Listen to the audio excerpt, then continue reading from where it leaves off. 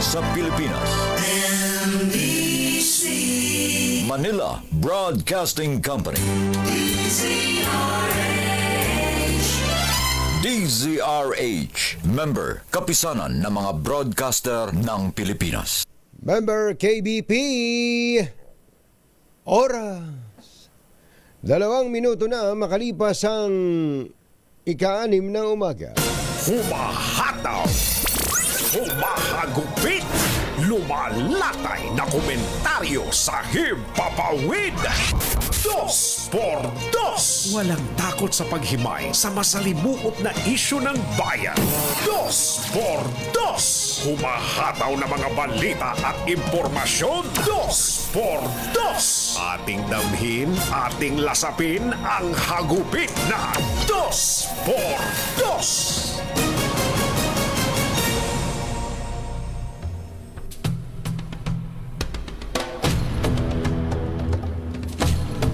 Mahigit 400,000 kabahayan ang na-validate ng Department of Social Welfare and Development o DSWD para tumanggap at maisama sa Pantawid Pamilyang Pilipino Program o 4Ps hanggang noong October 31 ngayong taon. Ayon kay Assistant Secretary Irene Dumlao, ang higit 400,000 pamilya ang susunod na benepisyaryo kapalit ng mga gumraduate na sa programa sa pamamagitan ng seremonyang Pugay Tagumpay. Ang mga nakarehistro bilang beneficiary ay may maximum na 7 taon at tumatanggap ng 750 pesos kada buwan para sa pangangailangang pangkalusugan. Gayun din ang buwan ng subsidy para sa 3 bata sa loob ng 10 buwang pag-aaral. Bukod sa 4Ps, ipinatutupad din ng DSWD ang AICS o Assistance to Individuals in Crisis Situations at ang ayuda sa kapos ang KITA program o AKAP, habang ikinukonsidera po ng ahensya na i-expand ang coverage at masakop ang karagdagang pang 1.2 milyong mahirap na pamilya. Isyu ng bayan. Isyu ng bayan. Dos por dos. Maitim ang balak, magtago ka na. 2 por 2. Si Jerry at si Anthony narito na. 2 por 2. Hahataw ng todo, urado ka. 2 por 2. Ang katotohanan dala nila. 2 por 2. Walang sinasamba pali, maniwala ka. 2 por 2. Hataw ng gusto, tol, umasa ka. 2 por 2. 2 por 2.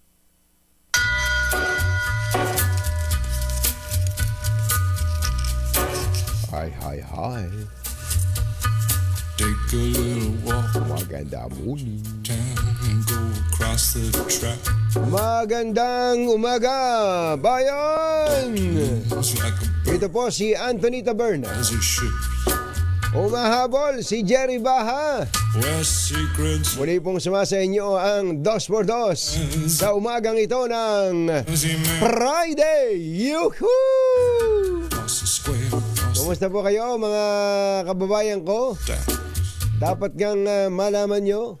On a gathering storm, there's a tall, handsome man. Manong Greg, Mike Tess, parang merong hindi ka natanggal. Ayun, mamaya na lang pagka nag-break tayo. Ayun.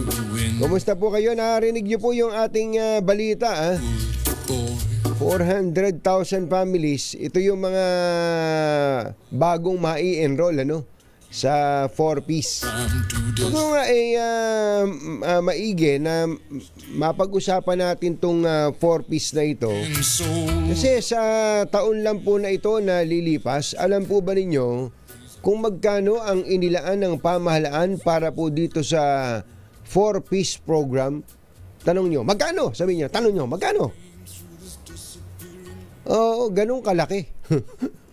106 billion pesos ang inilaan po ng pamahalaan para po sa assistance sa mga nangangailangan na ito. Ito po yung mga enrolled. Nasa 4.4 million daw po ang eligible households o pamilya sa buong bansa. Tatanong nyo siguro, ba't naman sila eligible? Kami hindi. Ano ba ang qualification dyan to be eligible? Ito po, kailangan daw po ay mahirap o malapit nang maging mahirap ang pamilya. Ang tawag kasi near poor households o kaya poor households. At willing daw po na sumunod sa mga kondisyon na itinatakda ng DSWD. Ano ba yung mga kondisyon? Siguro tinatanong din nyo, ano ba yung mga kondisyon? Ayan po tayo, tanong-sagot tayo para maintindihan natin. Ang sabi po ng isang kalatas na inabot sa atin dito ni Mother, na ito daw po yung sinabi ni Assistant Secretary Irene Dumlao. Asek na pala si Ma'am Dumlao, no? Maasenso, ha? Dati estudyante lang to, timo pag nagsikap ka talaga sa buhay, ha? Dati estudyante lang yan, ngayon asik na. Kailangan daw po ay mayroong miyembro yung pamilyang yon na 18 years old o mas bata pa. Hindi ka na pwede doon, Norman. 18 years old ka na sa DCRH, malapit na. Ayan, 18 years old, dapat may miyembro ng pamilya na 18 years old or younger, and or kaya ito po pwedeng dagdag o pwede ring ito yung kahalili, a pregnant family member at the time of registration. So yun lang yung basic eligibility, ano? At kapag ka daw po na validate na po ng DSWD at eligible po ito, yung mga nagsigraduate na sa programa, papalitan ng mga bagong bilang ng mga pamilya na makikinabang sa tulong ng pamahalaan. Yun nga po maganda kung gumagraduate talaga at natutuwa tayo kung alam nyo maganda po yung programa sa totoo lang, ha. Kasi ito po pantawid, kaya nga po ito pantawid, hindi dapat yan na ang buhay mo, ano? Tatawid ka lang para lang makaraos ka, ganun ba? Sa isang partikular na panahon, hindi yung buong buhay mo ay nandiyan ka. Kasi katulad nito, kailangan may bata, ibig sabihin may estudyante ka. Ano? At dapat yung estudyante pumapasok sa eskwela. Para mabago na yung buhay ng pamilyang yun . Kasi ang totoo lang, marami pong pamilya sa atin ang hindi naman nababago ang pamilya dahil yung magulang hindi nag-aral. Yung anak ay nag-aral lang ng school bukol pa, elementary, hindi pa nakatapos ng elementarya. Tapos, iikot lang yun. Yung anak na yun, lalaki, mag-iibig. Pagkatulad ni Norman, nung tumuntong na sa 12 anyos, umibig na. Hindi, Norman. Umibig na. Tapos, magkakaasawa, magkakaanak. Yung anak niya ay ano mangyayari? Ganun din, iikot din. Tapos, pag-aaralin ng grade 1, grade 2, hanggang, huwag ka na mag-aral, tumulong ka na sa pamilya. Ganun po. Kaya yung programang to maganda dahil mauobliga yung pong enrollee, meaning yung pong pamilyang naka-enroll sa programa na pag-aralin po yung anak at i-report po yan sa DSWD because if the child is not going to school, that may cause the family to lose the eligibility. So, pwede po silang ma-delist sa programa. Tapos, kung meron pong buntes sa pamilya, gaya po nung nabanggit natin, dapat regular din siya Isip-isip mo, ang ganda, no? Tutulungan ka pa ng gobyerno na magpa-check up ka. Kasi marami pong mga nabubuntis ngayon at nung pang mga nakaraan na mula sa pagkabuntis, mula nung nahakbangan ni Mister. Kasi yung iba, nahakbangan lang, buntis eh. Meron akong kilala, 20 taon lang nangangarap magkaanak. Hindi magkaanak. Lahat na ng paraan ginawa. Umabot na dun sa in vitro ba tawag doon? Yung IVF ba, mother? In vitro fertilization. Wala, hindi makabuo. Kung saan bansa nagpunta, hindi magkaanak sapagkat hindi ka... Pero yung iba nating kababayan, nahakbangan lang. Nahakbangan lang. Buntis. At Anthony Taberna sa 2x2 sa DZRH. Ito, may 4-piece. Ito ang tanggapin natin ng totoo. Marami pong nasa programa na to na 4-piece na hindi rin naman nababago ang mindset.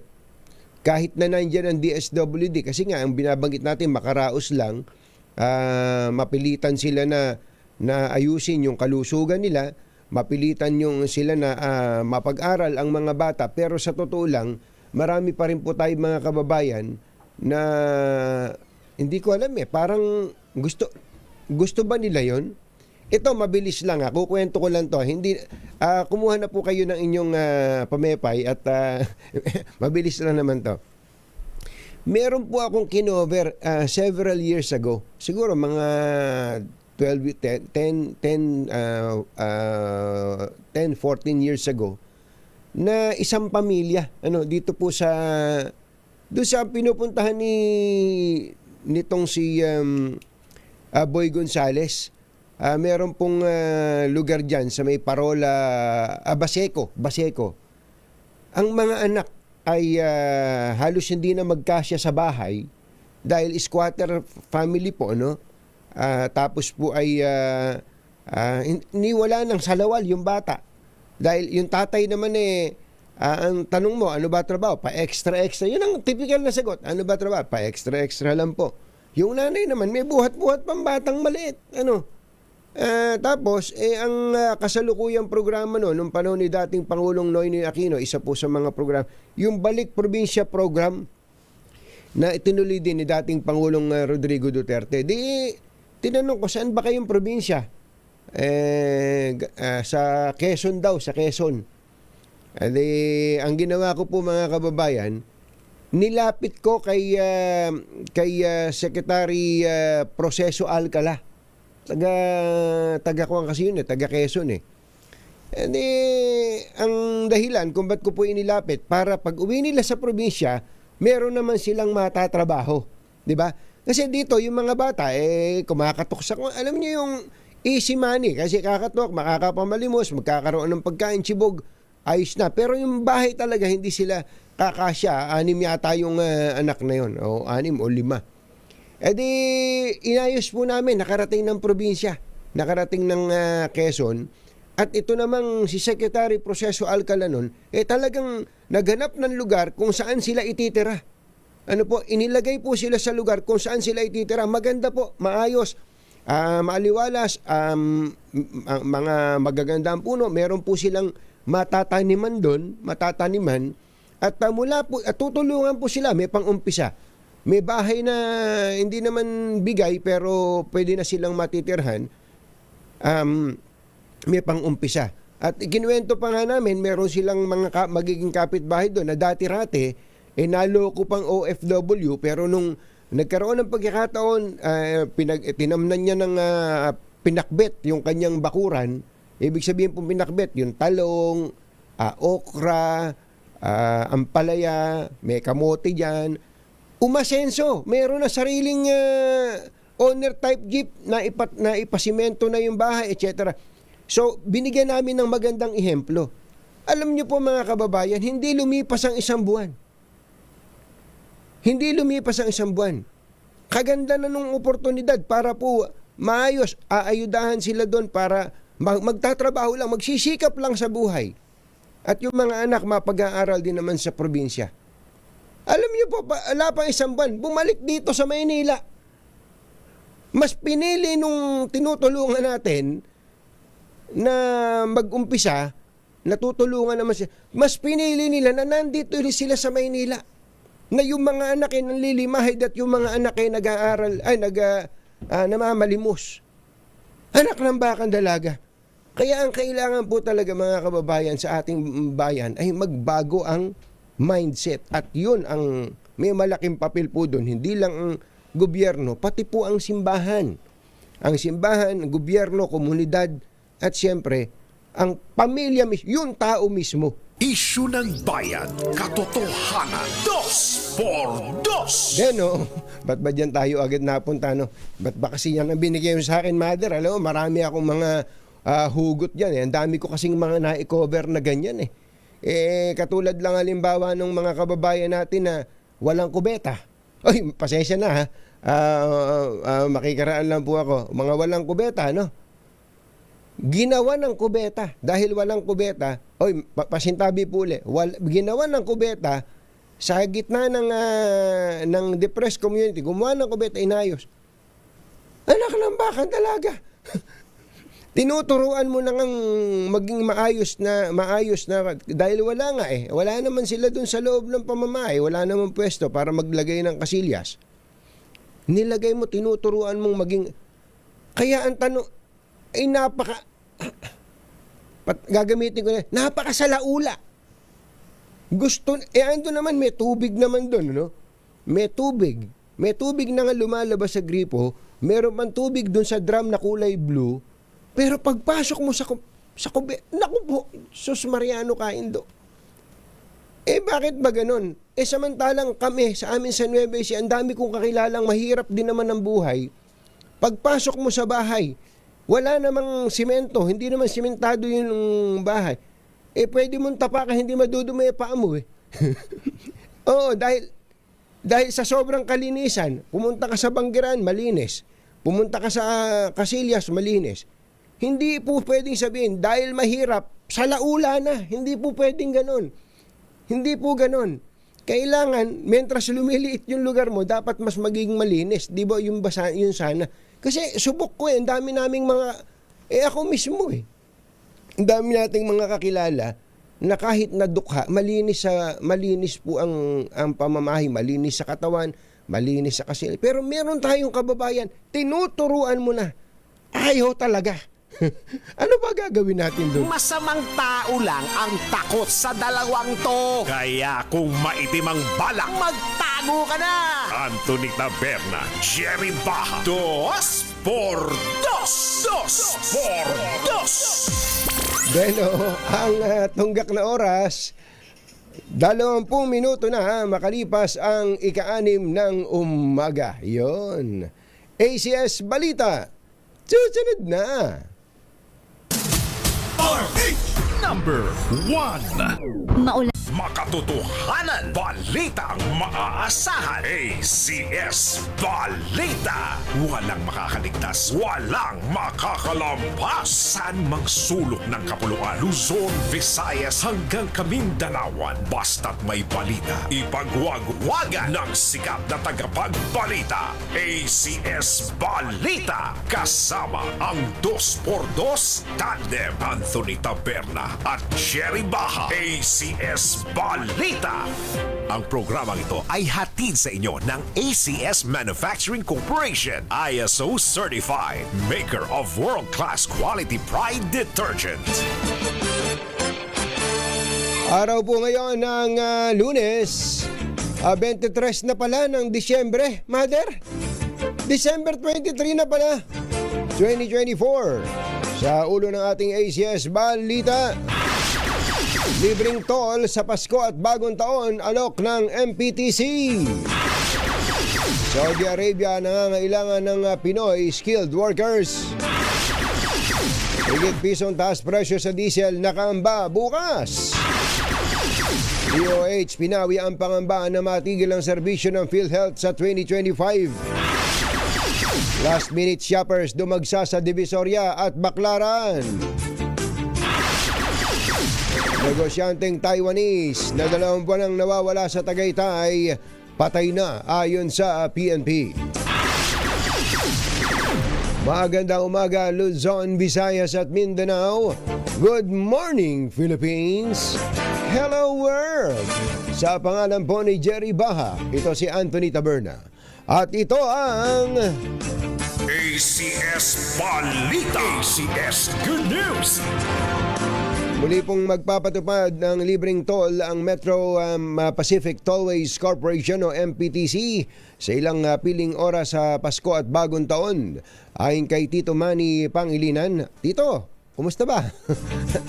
Ang chairman ng MPTC at ang inisyatibong ito ay naglalayong magkasama-sama ang mga miyembro ng pamilya sa nasabing mga espesyal na araw. Sinabi ni Pangilinan na ang oras ng pamilya ay maituturing na priceless lalo na sa panahon ng holidays at ang alok nilang toll-free na paglalakbay ang kanilang humble gift sa mga pamilyang nais na ma-maximize ang kanilang oras na magkakasama.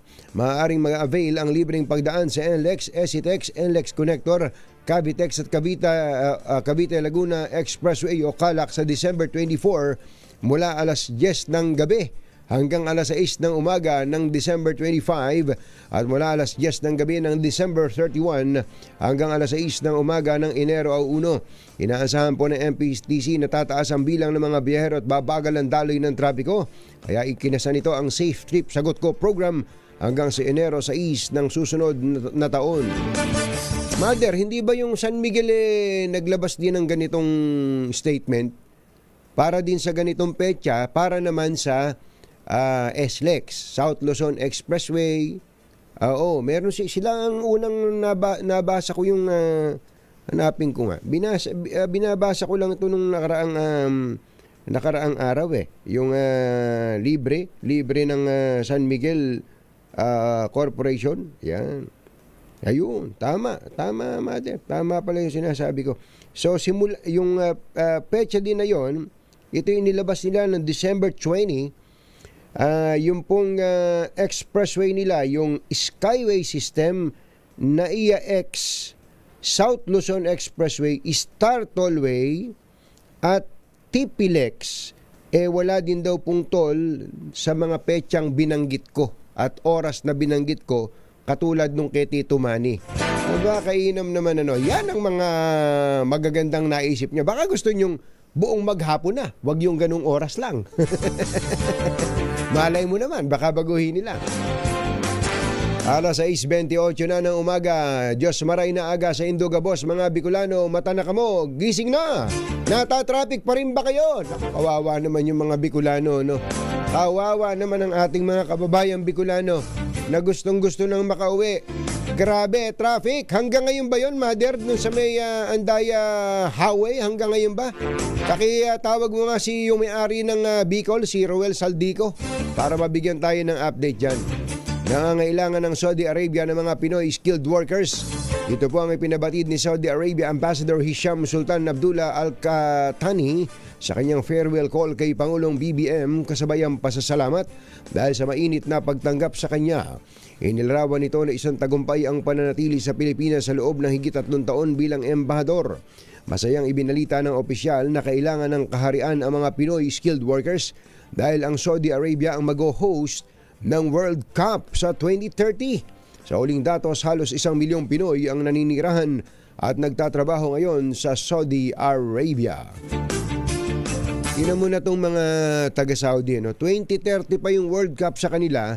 Ngayon pa lang, naghahanap na sila ng mga trabahador.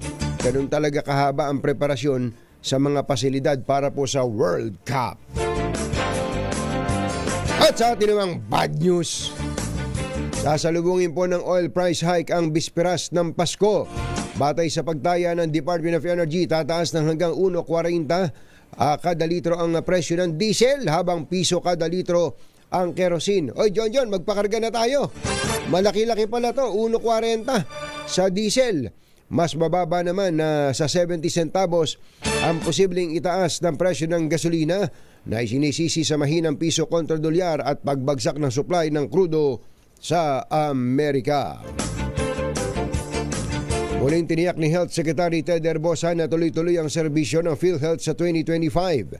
Sa kabila ito ng walang subsidiya sa ilalim ng panukalang 2025 national budget ang naturang ahensya.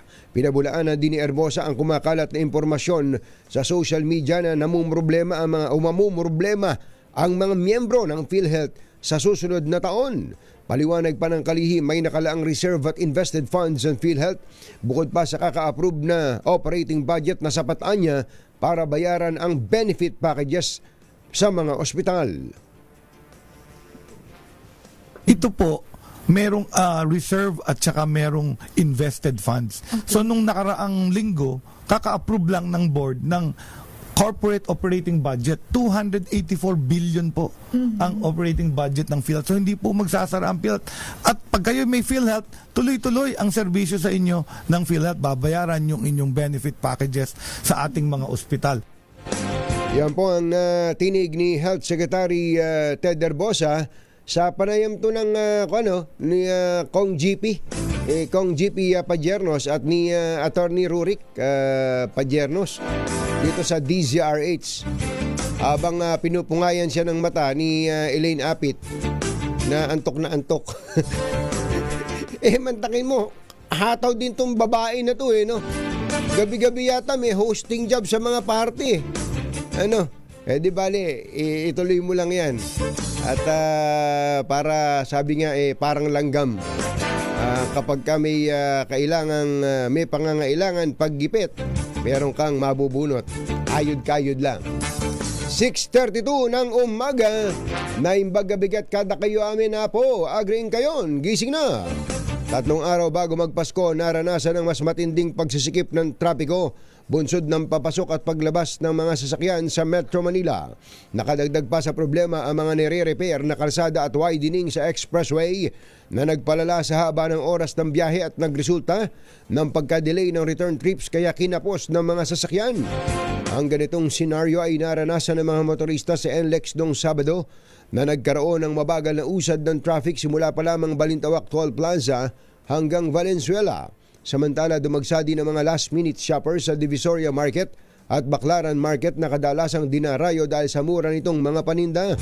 Gayunman, dama pa rin ng mga vendor ang matumal na bentahan ng kanilang mga produkto na kinukumpara nila sa mga nagdaang holidays. Nandiyan na si Giselle? Parang nawala. Ba't nawala? Sayang, ito na yung karugtong niya. Wala ba? Nawala? Sa ibang balita, kinumpirma po ng PNP na patay na ang negosyanteng Taiwanese na may 2 buwanang nawawala sa Tagaytay City matapos na ma-recover ang bangkay nito sa isang ilog ng Santa Rosa, Laguna.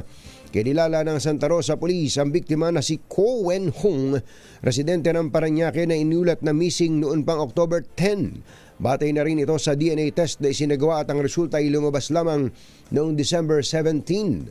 Na-turn over ng pulisya ang bangkay ni Hung sa misis nitong Taiwanese at nakremate na rin ang bangkay noong December 18.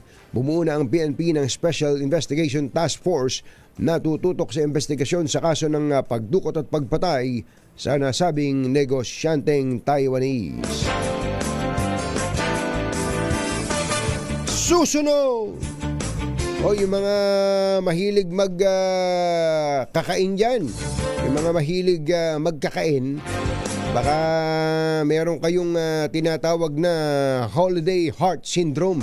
Ano ba tong holiday heart syndrome? At baka kayo natatakot din sa mga paputok. Ayan, abangan po natin yan. At iba pang balita sa pagbabalik ng ACS Balita. Jerry Labasan, 6:34 na ng umaga. This time check is brought to you by ACS Manufacturing Corporation, ISO certified, maker ng world-class quality Pride detergent. Hi! Magandang morning! Anong araw today, kumbachero?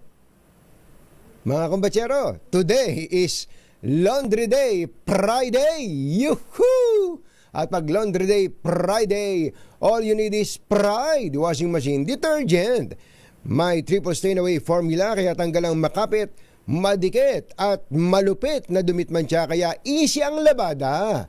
Kaya pala mula noon hanggang ngayon, all you need is Pride. All you need is Pride. ACS. Kasama ang 2x2 Tandem Anthony Taberna at Jerry Baja. ACS Balita. Nakita mo ba, Mother, tong resulta ng survey ng ng Pulse Asia? Itong survey ng Pulse Asia na ginawa nila nitong huling parte ng November at unang bahagi unang bahagi ng December. Yun. Correct ka dyan. Ayun. Kampo, mga kababayan, ang napansin po natin dito sa survey na ito, lahat sila nagsibagsakan. Mula kay Pangulong Bongbong Marcos, Vice President Sara Duterte, Senate President Chis Escudero, House Speaker Martin Romualdez, nagsipagbagsakan ang kanilang approval at trust ratings. Nung konti-konti pa yung kay Pangulong Bongbong Marcos Pero kay VP Sara, Mother, totoo ba to? Double digit ang ibinagsak na naman. Dalawang magkasunod na survey na to na double digit. Ito po nung pagkatapos niyang pagmumurahin ang Pangulong Bongbong Marcos at si Speaker Martin Romualdez at sabi niya pinapapatay na niya, may kinontrata na siyang papatay dito. Kaya talagang napapansin din ng mga kababayan natin at considering ang trust rating at approval rating ni VP Sara normally napakataas diyan sa Mindanao. Diyan siya malaki ang nabawas sa kanya. Ang laki din ang nabawas sa kanya, double digit din. Sa Visayas naman mas malaki. Mga mahigit tama ba yun, Mother? Mahigit 20 points ang nabawas sa kanya sa Visayas. Mamaya nga po himayin natin ang survey na yan. Sana may pagkakataon tayong makausap si Ma'am Ana Marie Tabunda. Si Ma'am Ana Marie Tabunda para mabigyan tayo ng mas malawak na pagkakaintindi dito sa survey na ito. At dito rin po sa survey na to ng Pulse Asia, kasabay nito, makikita mo ngayon kung sino yung pumapasok sa Magic 12 ng senatorial candidate. Alas 6:43 ng umaga. Andito na ba siya? Kausapin nga natin ang hindi nagpapahinga na General Manager ng Philippine Ports Authority, GMJ Santiago. Magandang morning, si Katunying po ito. Magandang morning po, Katunying, at magandang morning din po sa lahat ng nanonood at nakikinig sa ating ngayong umagang to. Alam namin, busy po ang ating mga pantalan ngayon. Kumusta po ba? Well, generally po, Katunying, maayos naman po yung takbo ng mga pantalan natin, pati po yung biyahe ng mga kababayan natin. Ang medyo minomonitor lamang po natin dito po sa ating port po sa Batangas City, kung saan po, Katunying, dagsa po talaga ang tao.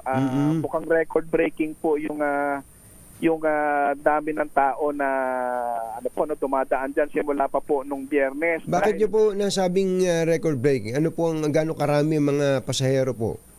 Well, normally po kasi, Katunying, pumapalo lamang po tayo sa 21,000 passengers a day. Yan po, medyo mataas po yan at sa peak po, simula po Biyernes, nagbe-25,000 po tayo araw-araw. Paano? Kaya ba nung mga bata natin dyan? Well, ang problema nga po kasi, Katunying, medyo mahaba po yung pila at saka mahaba yung both po sa sasakyan at saka sa mga pasahero po. Dahil ang problema po, pati po yung barko po natin, tuloy-tuloy naman po ang biyahe. Nasa 50 biyahe na po tayo dyan araw-araw, Katunying. Kaya lang, napakarami po talaga ng taong dumagsa po ngayon. Dahil siguro nga po, hindi nakauwi nung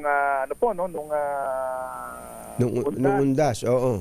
Kaya po dagsa po talaga ngayon at kami po humihingi po ng pasensya sa mga kababayan natin dahil tayo naman po siyempre ayaw naman natin magiging inconvenient po sa kanila, pero sadya po talaga napakaraming tao lang po talaga at talaga pong kailangan dagdagan pa po yung biyahe ng barko. Opo. So 50 barko kulang pa din?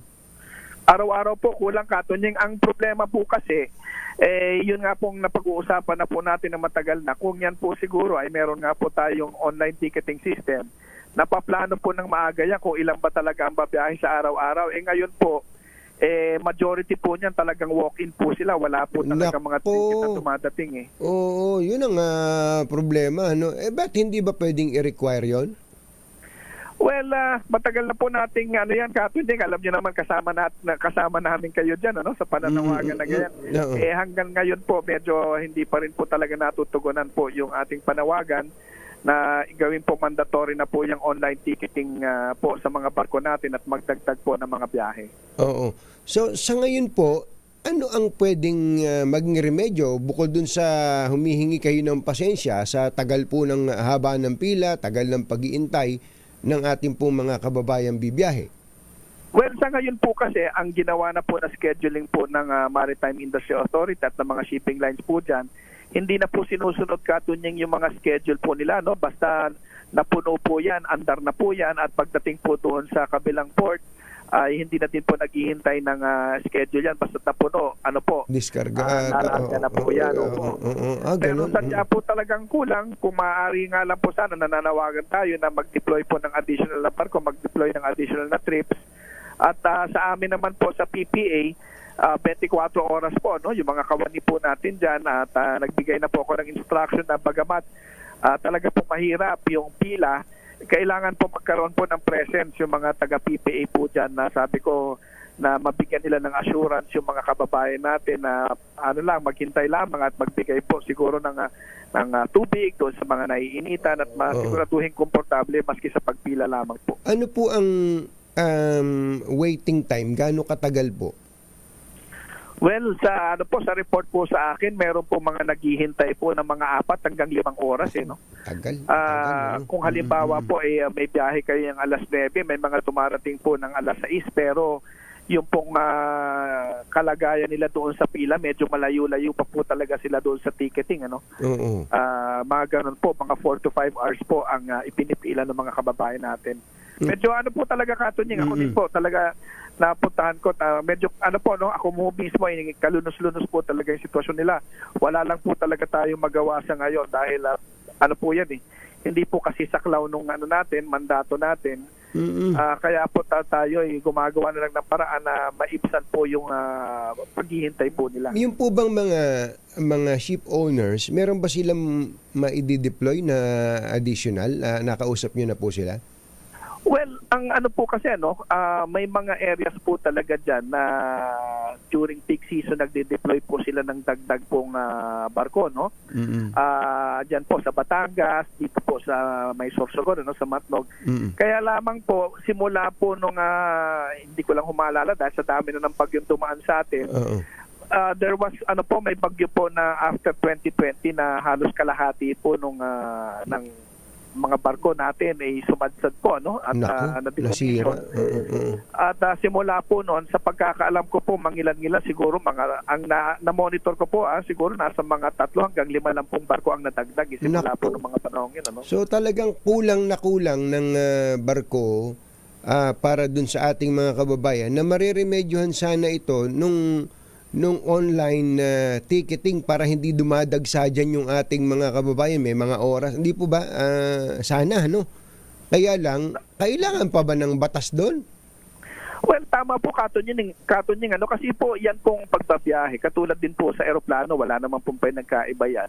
Kailangan po maplano po natin at malaman natin kung sino po ba ang darating at na makapagprepara po. Kung halimbawa, malaman natin na 25,000 kada isang araw ang dadating, kailangan po yung barko ay sapat na ma-accommodate po yung 25,000, hindi po ba? Oo. Kaya lamang po, kung ang gagawin po natin dyan ay hindi natin alam, ika nga, araw-araw bulag tayo kung ilan ang darating yan at pagdating po sa pantalan ay lahat walk-in, mahirap po talagang ma-estima yan kung ilan po talaga ang inaasahan natin at talaga pong magkakagulo-gulo po palagi tayo dyan kung hindi po natin babaguhin yung ganyang sistema. Ang ganda pa naman yung Batangas Port. Napuntahan ko yung Batangas Port. Ang laki ng terminal, pero dahil sa dami ng tao na naghihintay sila, siyempre, kung ganun kadami ba naman ng tao, pumasok sa loob ng terminal, kaya ba ng aircon system nyo yan? Well, kaya naman po ng aircon, Katunying, ang problema lamang po yung upuan, ano? Dahil ang maximum po natin na seating capacity po dyan is nasa 8,000 lamang po, no?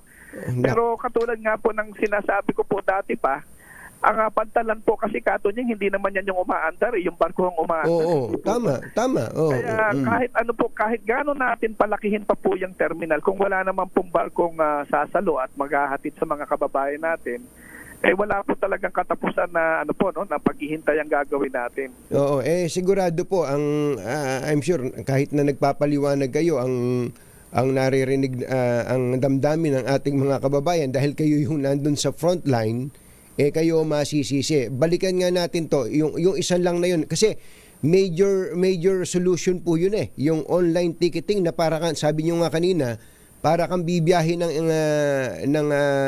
eroplano kailangan nakabook ka ng maaga ahead. Dito nga sa PITX, nagbubook na ng maaga sa ibang mga bus, di lalo na sana sa barko, di po ba?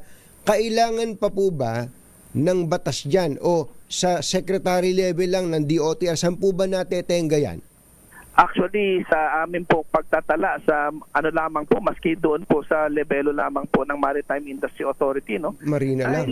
May ano naman po yan, may regulasyon sila at meron naman po mangilan-ngilan na nag-online ticketing. Kaya lamang po yung iba ay hindi pa po nag-i-implement.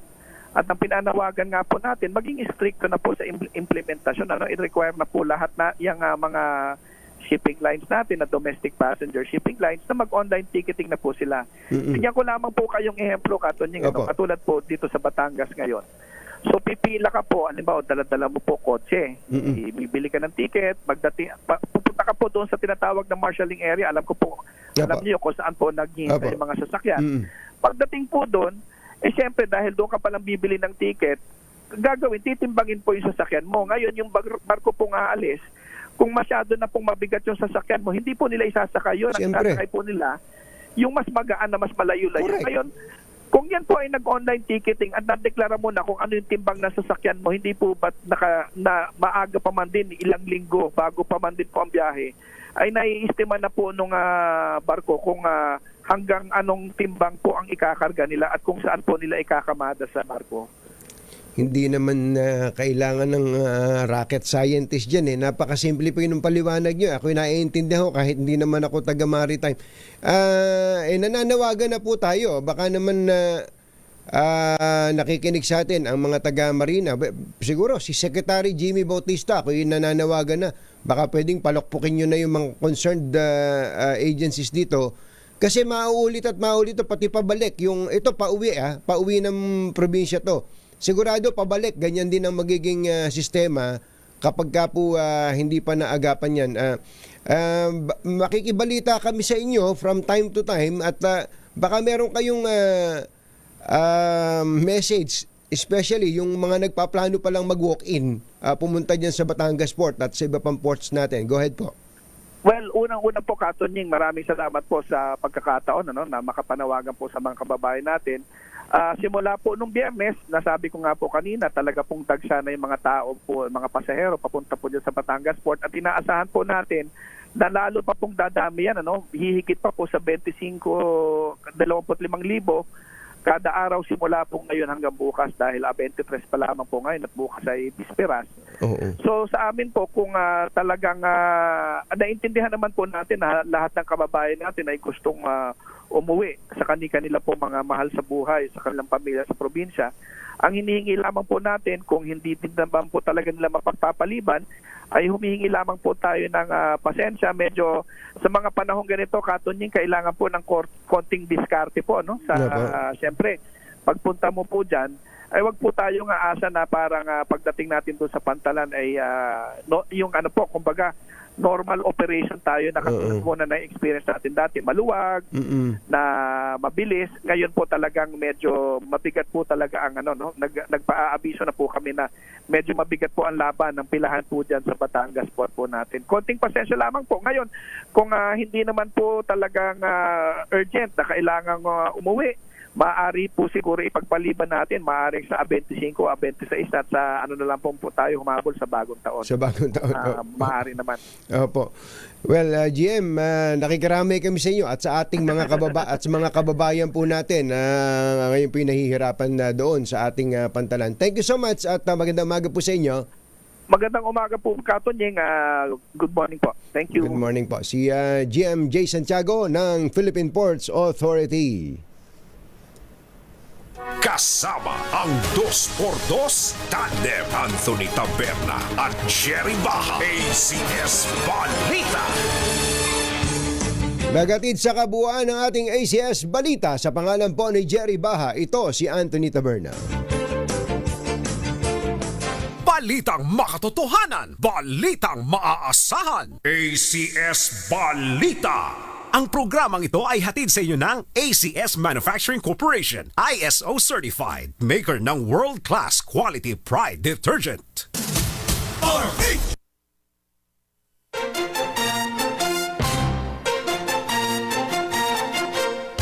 Katonying at Ka-Jerry. Anthony Taberna, Jerry Baha, ang samahang pinatibay na ng panahon. 2x2.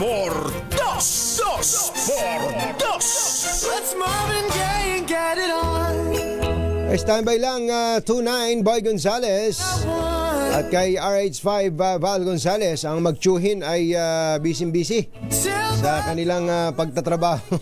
Sino ba tsuhin dito sa We got this king size laki ng problema natin sa mother sa transportation, ano? not to share with no one else. Mabait din kasing masyado tong si Secretary Jimmy Bautista. Paano ba gagawin natin? Ayaw naman natin ng malulupit na leader, pero minsan kailangan manghalihaw eh. Kailangan maghambalos. Ipapahiram na nga namin sa inyo, Mr. President, nasa inyo mismo ipapahiram namin sa inyo ni Tina ang aming 2x2 na may pako sa ulo. Marvin Gaye and get Yung sa dulo, pagka hinataw mo, babaon nyo. the healing that I want. Bira, oh. Isipin nyo, uwian ng ating mga kababayan. Uwian. Alam naman na uwian itong panahon na to. Hindi naman tayo What? Uwian ba? Alam naman natin lahat yan eh. Kami nga gusto naming umuwi kahit na nagpo-programa kami dito ni Kakiko eh. Just like they say. Oo. Gusto na rin naming umuwi. Kasi uwian talaga ngayon. Ito yung panahon ng pamilya, panahon ng mga reunion, etc. Minsan-minsan lang naman to eh. Tingnan nyo na. Alam naman yung solusyon. Hindi rin naman na misteryo ang solusyon. Ang solusyon, katulad po niyan, hindi ba kaganda na meron tayong online booking required? Na parang eroplano din, ano? Parang eroplano. Meron din naman talagang walk-in, pero yung mga walk-in, it should be, sabi nga yung exception rather than the rule. Pero kung magiging mandatory, parang sasakay ka ng eroplano, bibiyahe ka halimbawa ngayong December, magbubook ka online. O alam mo na, kung sasabihin ng eroplano, o kaya ng airline company, fully book na, 10 na lang. So, mauobliga ka tuloy na dumiskarte ng ibang paraan. So talagang, ngayon, nalaman po natin, walk-in. Hindi lang actually walk-in, dala-dala sa sasakyan eh. Ano ba tawag doon? Drive-in? Dala-dala sa sasakyan, mga kababayan, kasi yung Roro, 'di ba? Dala-dala mo yung kotse mo. Halimbawa, pupunta ka Mindoro, dahil medyo gusto mong pasiklaban yung kaklase mo nung grade 1 na may kotse ka na. Pupunta ka sa Batangas Port. Ngayon, magtitimbangan pa doon. Tapos kamukat-mukat mo, sasabihin ng barko, hindi, overloading na tayo pagka kinarga natin yung sasakyan mo. So, napaka-basic naman nung solusyon, ano. Kaya nga, alangan naman sa presidente nyo pa ipa-asikaso yan. Ba't pa tayo naglagay ng secretary? Ba't pa tayo naglagay ng administrator yan sa Marina?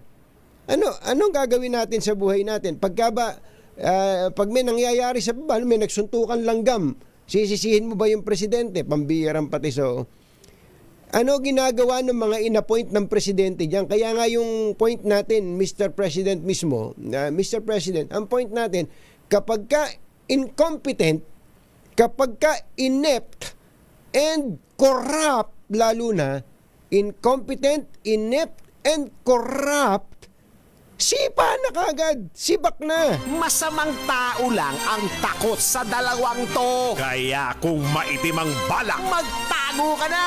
Anthony Taberna, Jerry Baha, Dos por Dos! Dos por Dos! Binabati pala natin ng magandang umaga si Tatay Bonnie Aporo na nakatutok sa atin at si Kuyang Danny Flores na giniginaw na sa San Pablo City, Laguna.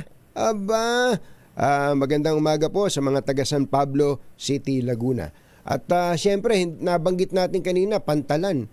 Hindi po ba yung problema dyan sa mga kalsada natin, halimbawa dyan sa may Bicol? Nako, kawawa ang ating mga nagsisiuwian, nagsisiuwi ang mga... Mabuti na lang, meron tayong, ang tawag dito, saving grace. Saving grace. Ano yung saving grace? Ang naiya pala natin ngayon, ang mga terminal, kahit papaano ay umaayos. Thank you. Thank you, Ninong RSA. Kauna-unahan sa Pilipinas. Manila Broadcasting Company. DZRH. Member, kapisanan ng mga broadcaster ng Pilipinas. Siyempre, dyan sa NAIA ay pribado na po ang nagpapatakbo niyan. Ito nga pong NNIC, yung NAIA, New NAIA Infra Corp ng San Miguel Corporation. Pero work in progress pa po yan, mga kababayan. Matagal pa. Pero in 3 months na nandidiyan po yung San Miguel Corporation, yung NNIC, nakita na natin na pwede palang magbago. Kaya palang magbago basta gustong gawin. Basta gustong gawin. So, babalik tayo dun sa ating kasabihan. Pagka gusto, may tama, paraan. Pag ayaw, may dahilan. Ayan. Oras po natin, Mr. Jelom Tang Kapopoy. 9 na minuto na makalipas ang 7 ng umaga. Balitang bagong-bago. Balitang dapat alam mo. Balitang magdadagdag ng talino. Dahil bagong impormasyon, makibalita. Unang-una sa DZRH. Pangunahing balita. Kasama ang 2x2 tandem nina Anthony Taberna at Jerry Baha. Narito na ang ulo ng ating mga pangunahing balita. VP Sara dumanas ng double-digit na pagbagsak ng approval at trust ratings sa pinakauling survey ng Pulse Asia. Ilang nagbabalik na senador bagito sa politika at kasalukuyang mga senador pasok naman sa top 12 ng survey. Mga pagbabago sa NAIA sa nakalipas na 3 buwan, ibinida at ipinasilip ng negosyanteng si Ramon Ang.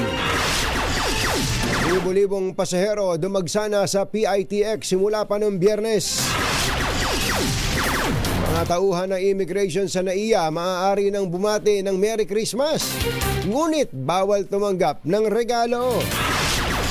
Signal number 1 sa Palawan dahil sa bagyong Romina, inalis na ng Pag-asa, Airline at Amihan, magpapaulan sa holiday season.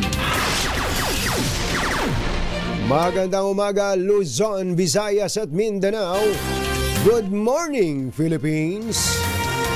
Hello, world. Sa pangalan po ni Jerry Baha, ito si Anthony Taberna. At ito ang... Pangunahing balita. Anthony Taberna at Jerry Baha. DZRH. Pangunahing balita. Metro Manila ngayon. Bago ng ating mga balita, pasadahan natin ang mga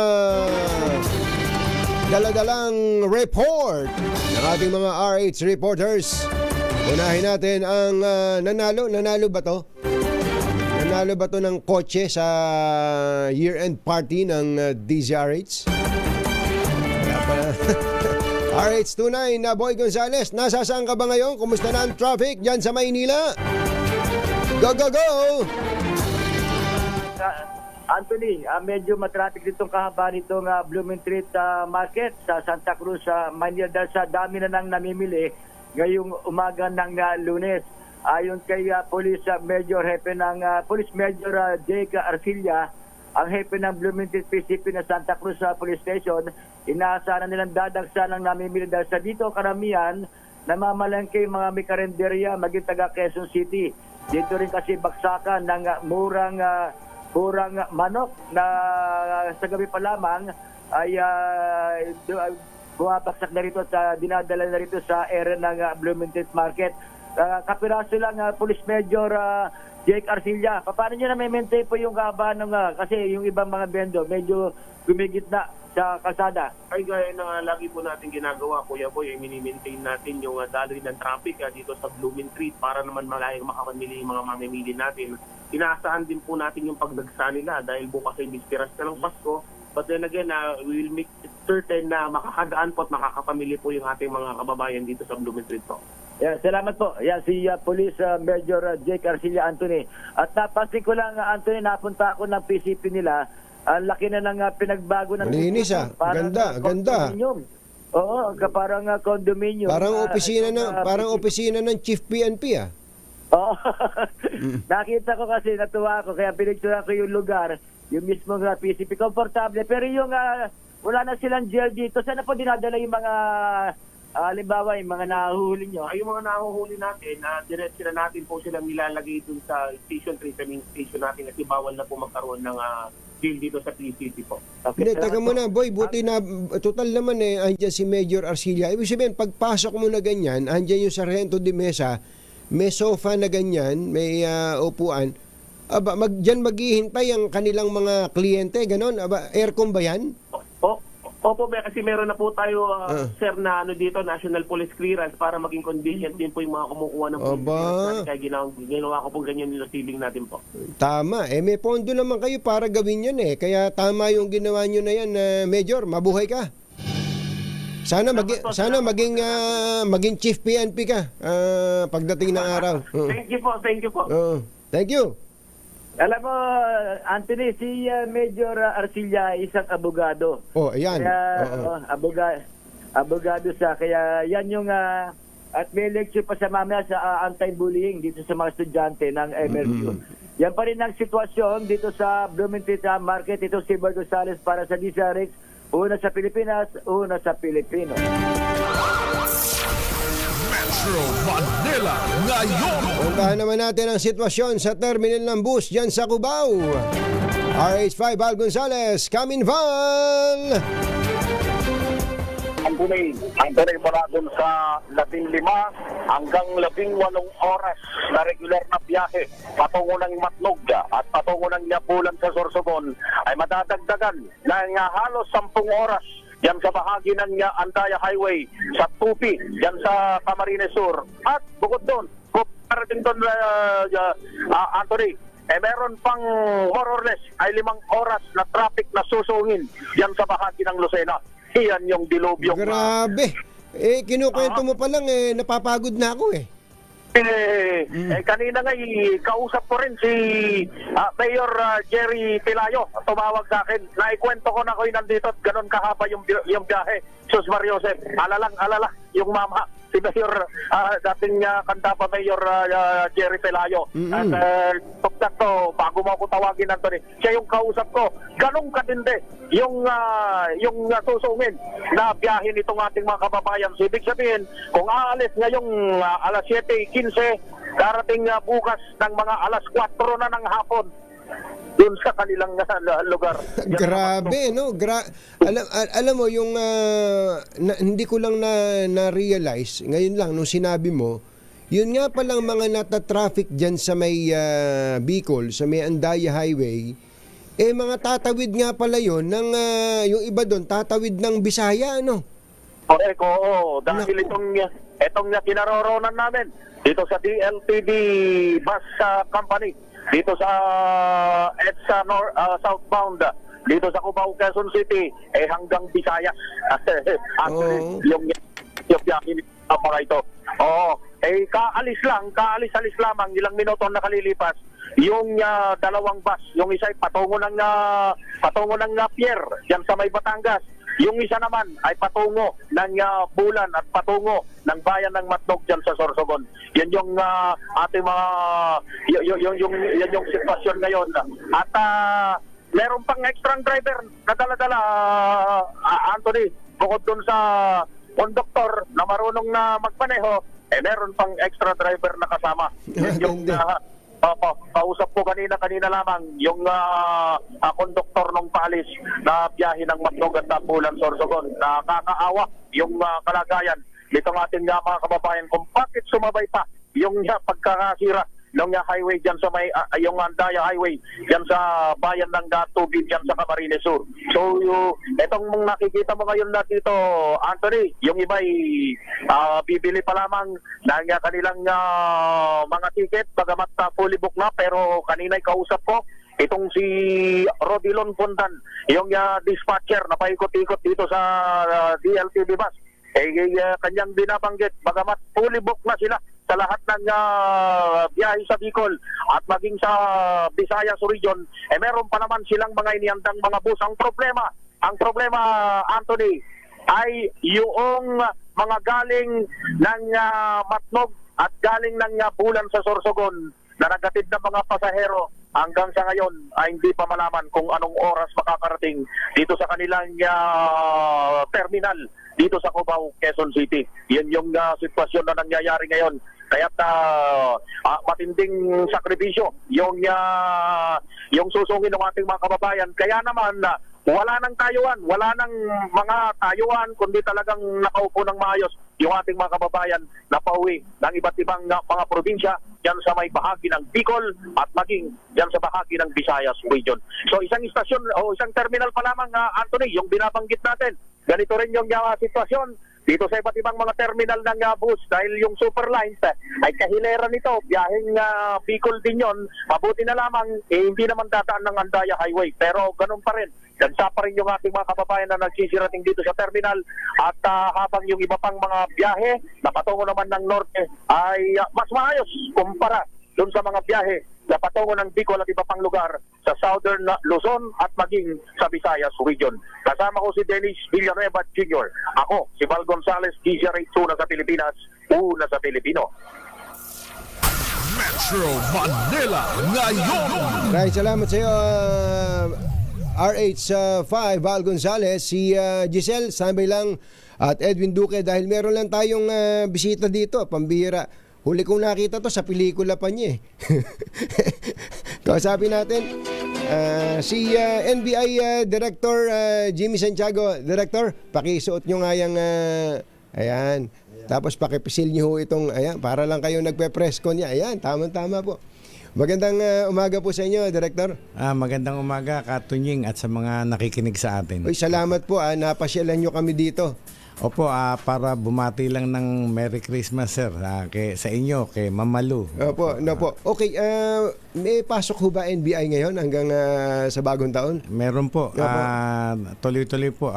Law enforcement po kami, sir. So, walang bakasyon? Hinati ko po yung iba, yung mga agent, walang bakasyon.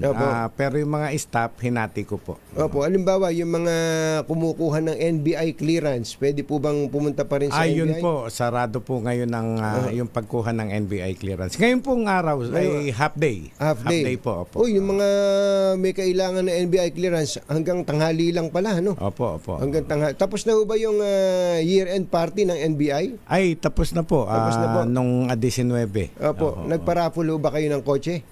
Wala pong kotse. Pinakamalaki lang TV. TV, opo. Opo, gusto ko lang sabihin sa inyo, Director, na congratulations dahil may ilang taon na ho kayo dyan? Kalahating taon po. Kalahating taon pa lang kayo sa NBI, pero ang NBI po ay nabago nyo kaagad ang imahe mula sa mga nagdaan. Hindi natin para siraan yung nakaraan, kundi sinasabi lang natin dito, yung accessibility sa information ng ating mga kababayan. Nung dumating po kayo, naging media darling po kayo, Director. Ay, tuloy-tuloy po kasi ang pakiusap natin sa ating mga ahente, mga staff na kailangan na buhayin natin ang NBI at malaman ng tao na merong NBI silang makakalapit sila ng tulong. Opo. Importante po yun kapag nandidiyan kayo na pwede kayong lapitan. Especially now, ang dami pong mga reklamo through us.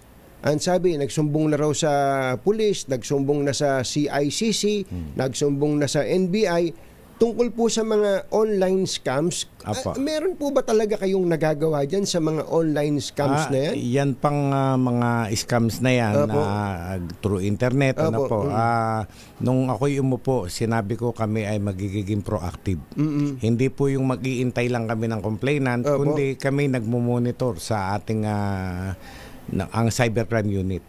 Kasi po kaya po ganun ang tanong ko, baka ako nag-iipon lang ng report ng victims meron na po ba tayong kakayanan para po matukoy yung mga siraulo, lalo yung mga hindi naman totoong mga mukha yung ginagamit, hindi totoong pangalan ng ginagamit?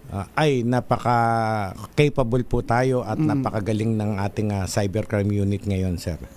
Sana may mga masintensyahan po dyan, Director, ano? Ay, meron na po. Meron na po. Ilan na yung nasintensyahan. Ang bilis ng hearing.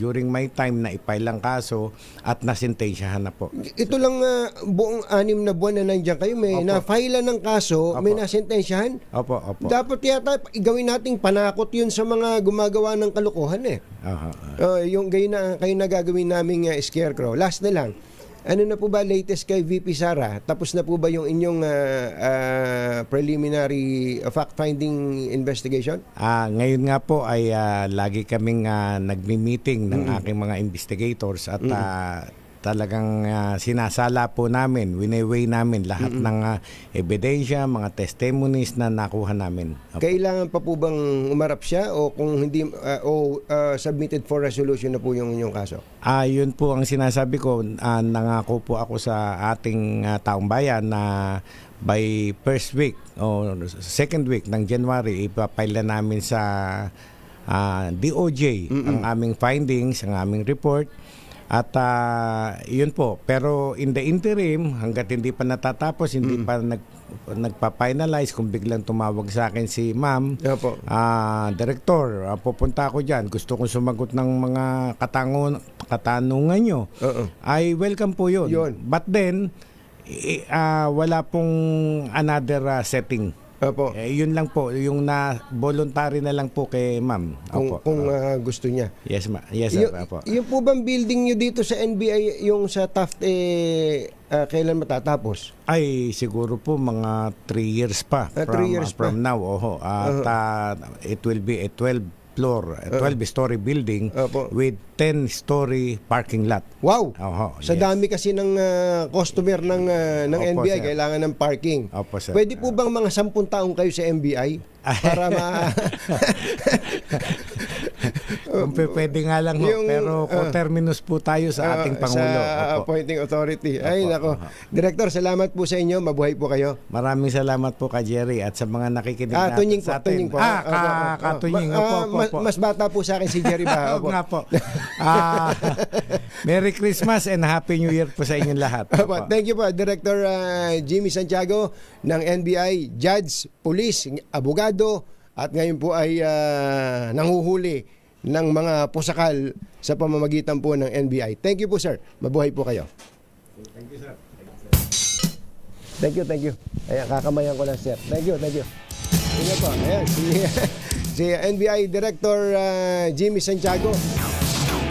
Nabigla lang siya kasi magkamukha naman talaga kami ni Jerry Bahay. Kita nyo naman, ha? O, yung side view. Lalo na side view. O, ayan, ha? O, ayan, Thank you, NBI Chief Jimmy Santiago. Anthony Taberna at Jerry Baha, DZRH, pangunahing balita. 7:27. Ang balitang ito ay hatid sa inyo ng Tropical. Pangunahing balita.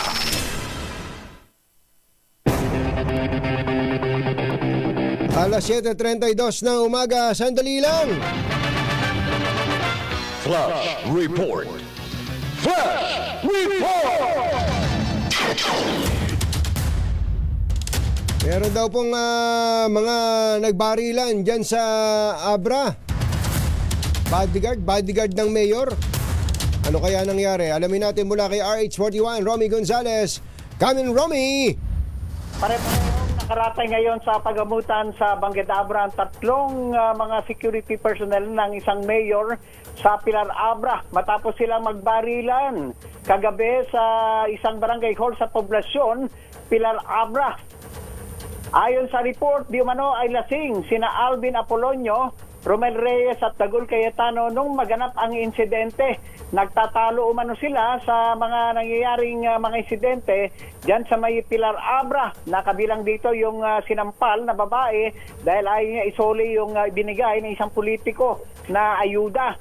At nang magkainitan sa harapan ng barangay captain na si isang barangay captain ng poblasyon ay biglang bumunot ng baril itong tatlong mga bodyguard at doon ay nagbarilan sila at doon ay nasugatan niya si Alvin Apolonio at Romel Reyes at sinugod sa Charis Hospital. Samantalang si Dagul Cayetano ay inoperahan kagabi at sa kanyang tiyan at isa pang bahagi ng kanyang katawan at ngayon nakaratay pa rin sa Abra Provincial Hospital. Nagtungo na kagabi itong mga miyembro ng Scene of the Crime Operatives ng Abra PNP sa pinangyarihan ng insidente at hanggang ngayon ay hindi pa natin na malaman kung may mga anong klaseng mga baril ang ginamit ng tatlong mga bodyguards ni Mayor Tyron Beronia nang sila'y magbarilan. Isa lamang ito sa mga nangyayaring mga insidente ngayon sa lalawigan ng Abra habang papalapit na ang halalan noong mga nakaraang araw. Napakaraming mga insidente ng mga pamamaril, pagpapasabog ng M203 sa iba't ibang lugar dito at kagabi ay nadagdagan naman. This time, tatlong bodyguard ng mayor ang sila-siladang nagbarilan. Ito si RH41 Romy Gonzalez para sa DZRH. Una sa Pilipinas, una sa Pilipino. Flash Report. Flash Report!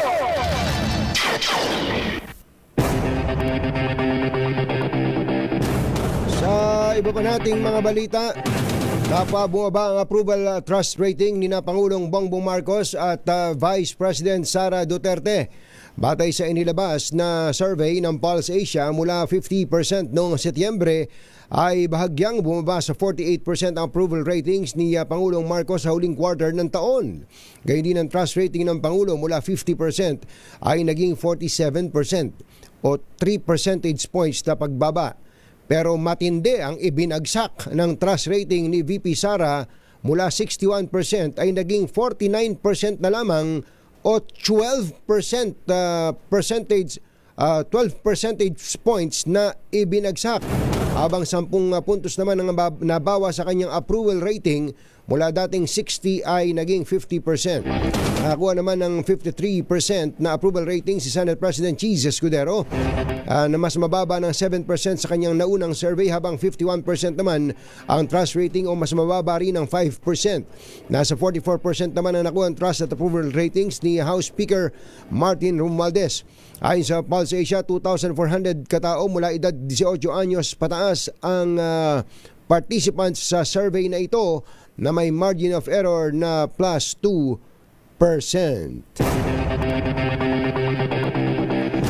Posibleng makapasok mula rank 5 to 9 sa listahan ng mga napipisil na nais maging senador ng taong bayan. Sina TV host actor Willie Revillame, dating senador Ping Lacson at senador Ramon Bong Revilla Jr. At ito sa resulta ng pinakahuling survey ng Pulse Asia kung saan nakakuha ng 44.1% voter preference si Lacson, 43.6% si Revillame at 43.5% si Revilla. Nauna sa listahan si ACT-CIS Party List Representative Erwin Tulfo at dating Senate President Vicente Soto III na nagtay sa una at ikalawang pwesto matapos makakuha ng 62.2% at 59.2% na voters preference. Sunod naman sina Senator Bongo, pang-apat si Ben Tulfo, habang pang-lima sina Senator Pia Cayetano at dating Senador Manny Pacquiao.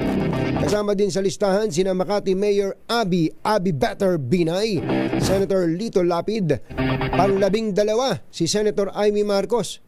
Mother, nasa matinik na party na pala to si Amy sa buntot. Kumbaga sa bangos, matinik. Number 12. Samantala, sumusunod sa kanya bilang number 13 sina Senator Bato de la Rosa at Las Piñas Representative Camille Villar. Nasa pang-15 pwesto naman sina dating Senador Francis Pangilinan. Kasunod, Gregorio Honasan, Bam Aquino, dating DILG Secretary Benher Abalos, Dr. Willie Ong at Senator Francis Tolentino. Incumbent ito, pero ang layo. Samantala, pinasilip ni New NAIA Infracorp President Ramon Ang mga pagbabago at mga plano para sa ginagawang modernisasyon sa Ninoy Aquino International Airport. Sa panayam ng gwapong-gwapong si Katunying Anthony Taberna, wala namang nakasulat na ganun wala namang nakasulat na ganun Kabilang po sa mga ibinida ni RSA ang mga development sa paliparan simula ng pamahalaan nito ng NNIC. 3 buwan pa lang ang nakalilipas. May mga bagong kalsada, mga dagdag na upuan, mas maluwag na ilaw, maraming mas malapad na kalsada, lalagyan pa raw po ng mga bubong. Andyan daw po ang mga matitinik na CCTV camera at mas komportableng palikuran. Kung napansin nyo, kahit na papunta pa lang dito sa airport, sa lahat ng kalye coming to the airport, Terminal 1, 2, 3, maluwag na kung napapansin nyo. Napaluwagan natin ng gusto lahat ng kalsadang to. At yun naman, departure and arrival curbside, in-expand natin. Yung departure curbside dito sa Terminal 3, nakikita mo may butas yan. Siguro within the next 6 to 8 months, sarado na yan. At magkakaroon na ng bubungan yung buong departure curbside. Ibinida rin ni RSA ang convenience na maidudulot ng mga itatayong bagong establishmento para sa mga paparating at papaalis na pasahero, lalo na sa mga overseas Filipino workers. Kasabay din ito ng pagtiyak na bawal daw pong overpriced na mga produktong ibinebenta sa paliparan. Mga OFW darating, parang wala silang pambili na pagkain. Kaya yung OFW lounge, libre yung pagkain. Asan po ba libre yung drinks, nandyan. Makapunta nga dyan. Oo, nung araw yung mga kababayan natin OFW, pupunta sa mga stores. Ang mahal naman. Ang hindi pwede. Ang presyo ng mga tindahan dito, kailangan kapresyo ng shopping mall. Dahil yung renta ng shopping mall, saka dito, pareho lang. Pareho lang. There's no reason na magbebenta sila mas mahal. Pinagbabawal na. Ang tinig ni New NAIA Infracorp President Ramon Ang. Pinapayagan na daw po ng Bureau of Immigration ng kanilang mga frontline officers na bumati ng maligayang Pasko at masayang bagong taon sa mga pasahero ng NAIA. Ito ang kinumpirma ni BI Commissioner Joel Anthony Viado bilang pagbibigay ng kaunting kaluwagan sa kanilang mga tauhan na maramdaman ng diwa ng holidays. Pero bili ng opisyal, hindi pa rin maaaring tumanggap ng regalo o anumang token sa mga tauhan ng immigration sa NAIA. Nako, paano to? Ating LC Lucero, may bibigay pa naman ako sa'yo. Hindi naman ako pasahero Kuya Mel Magno, magandang morning. Higit 110,000 passengers sa arrival at departure area ang inaasahan ng BI ngayong holiday exodus. Balikan natin ang ating mga RH reporters. Metro Manila ngayon. Yun daw po mga biyaheng norte ng isang bus terminal sa Pasay, fully booked na. Ano bang bus yan? Yan ba yung paatras? RH15, Giselle Ricafort. Come in, Giselle! Katunying fully book na nga yung mga biyaheng panorte nitong Victory Liner Bus Terminal hanggang sa araw ng Pasko sa December 25. Ayon dito kay Mel Lopez, ang Terminal Master Reliever, wala na raw mapapareserbang ticket sa kanilang advance booking, pero kaya naman daw nilang i-accommodate yung mga walk-in o yung mga chance passengers. Tumalo na sa 15,000 ang mga pasahero dito sa bus station na yung peak ng Christmas exodus at inaasahang lolobo pa ilang araw bago ang Kapaskuhan. Sinabi ni Lopez na may ginagawa rin daw na national road sa Jadi Nueva Vizcaya, kaya kung meron daw madidisgrasya, abay 2 hanggang 3 oras na maaantala yung biyahe ng mga dumaraang bus doon. Pero kontrolado naman daw ang usad ng mga sasakyan sa tulong na rin ng mga lokal na pamahalaan upang hindi matulad yung sitwasyon sa Andaya Highway sa Camarines Sur. Bukas 24 oras itong Victory Liner sa Bisperas at mismong Disyembre 25 para sa mga hahabol pang umuwi sa kanilang mga lalawigan. Pakinggan natin yung ating mga nakapanayam. Pa ako Davao, doon na kasi ako nag-work. Oo, okay. Nag-entry pa ako ng flight ko. Ayun, yung mga delayed flights din, ngayon lang na.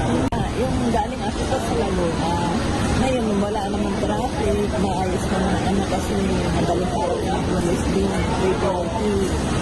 O pagdating namin dito sa may Macdo, sa Bundia, maganda naman dire-diretso. Ito si Giselle Ricoport para sa DZRH, una sa Pilipinas, una sa Pilipino. Maraming salamat sa iyo, Giselle Ricoport.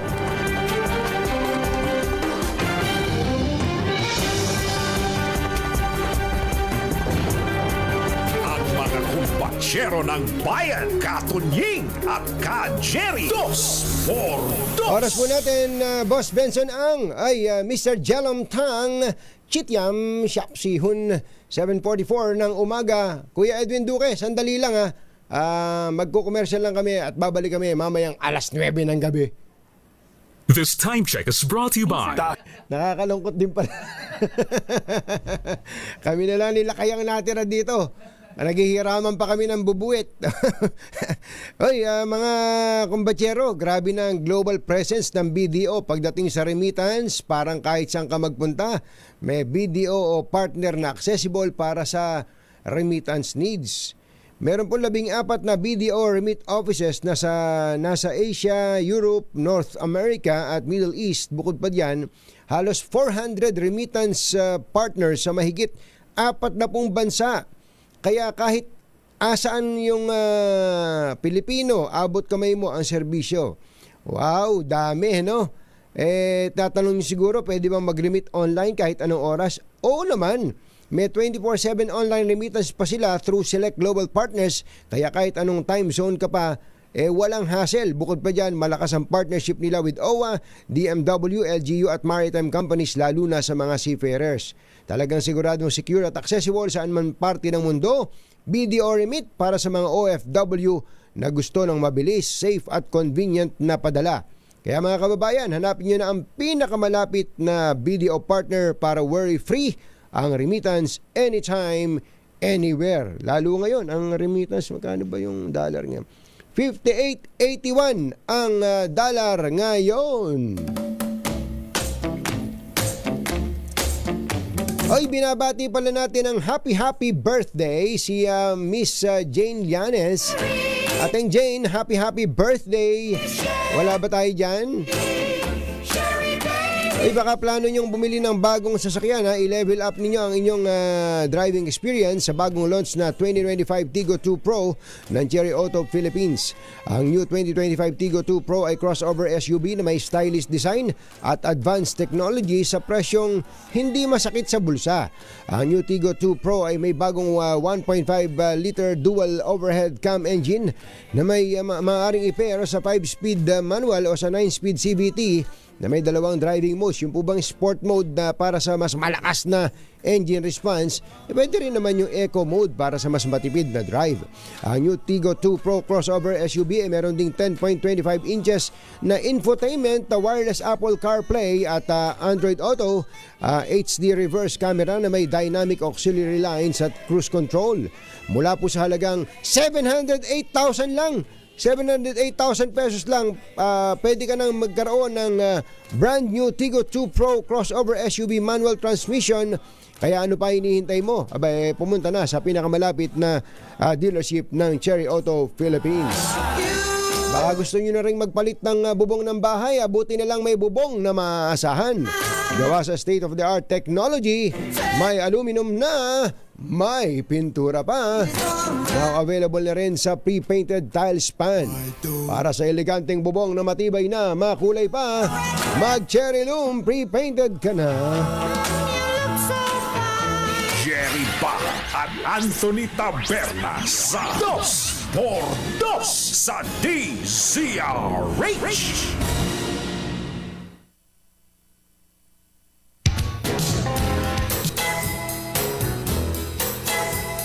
Nako, Lakay Mayor, Lakay Deo, matindi talaga tong bubwit mo.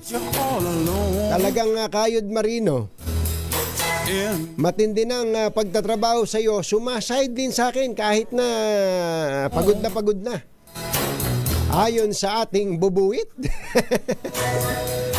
Sino kaya itong cabinet member ng Pangulong Bongbong Marcos? Matindi to. Sakalam to sa Malacanang, sakalam.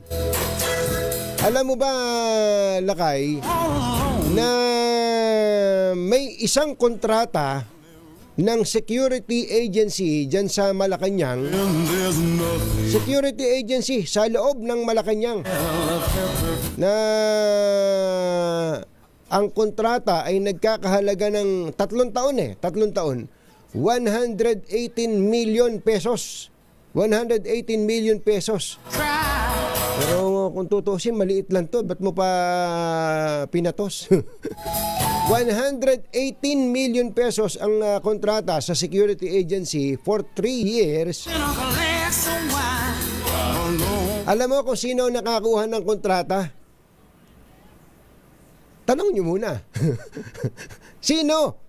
Ayon sa ating bubuit na sumasideline sa 2x2. Naku, yung cabinet member na nag-uupisina sa Malacanang, ang may-ari ng security agency puro kaapelido ni cabinet member. Kamag-anak kaya ni cabinet member yon? Grabe, hindi naman na kayo nahiya. Well, baka sabihin nyo, hindi naman na illegal yan eh. Baka dumaan pa nga sa bidding yan eh. Baka dumaan pa sa tamang, baka nga nakatipid pa ang gobyerno dyan eh. Pero, it may be legal, but the question is this moral?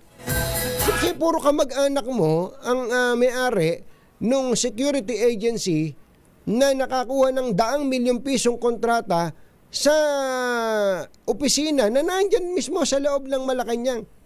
Anak ng bakang talagang Mr. President, napapaligiran na kayo.